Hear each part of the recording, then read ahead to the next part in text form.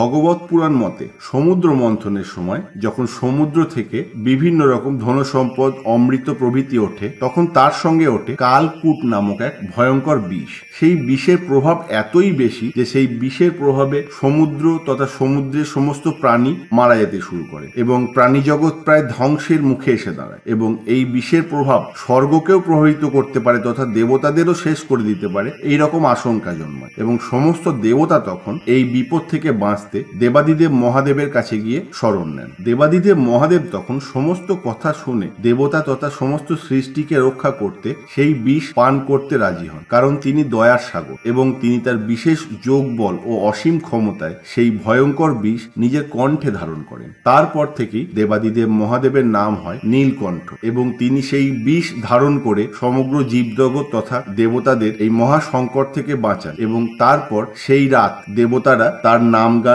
স্তবে কাটান। সেই দিন থেকে শিবের দেবতাদের পরিত্রাণ করার তিথি হিসাবে শিবরাত্রি পালন করা হয়। শিবরাত্রির এই দিন শিব নিজের জীবন বিপন্ন করে পরের উপকার অর্থাৎ অন্যান্য দেবতা ও সৃষ্টিকে রক্ষা করেছিল। তাই এই দিনটিকে পরোপকার, জনকল্যাণ ও ত্যাগের প্রতীক হিসেবেও দেখা হয়।